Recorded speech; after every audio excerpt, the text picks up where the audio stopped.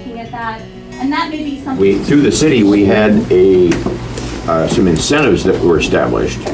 One was a $50,000 incentive if somebody put a sit-down restaurant that served lunch and dinner, and that was an incentive. Another incentive was for the first major mixed-use development, and that was $1 million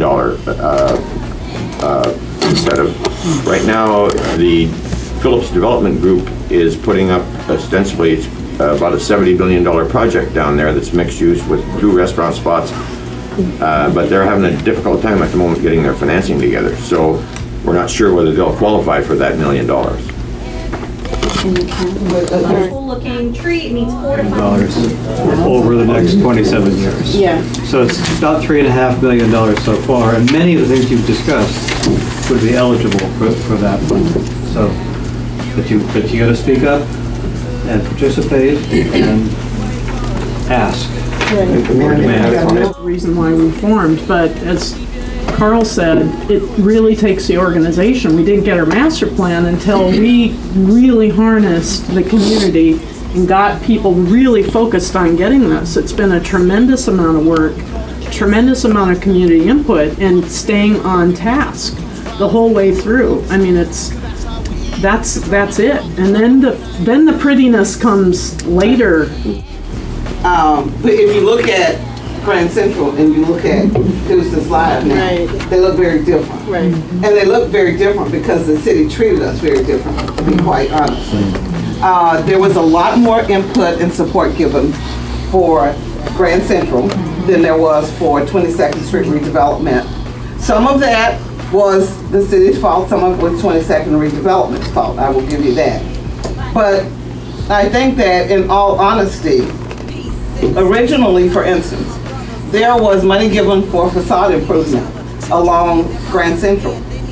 We never got money on 22nd for facade improvement.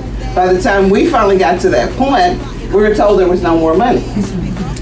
There were a lot of things that the city can do, I think, to enhance and to make it easier for main streets and for different streets to do some things. Funding is always the big one, especially in our communities.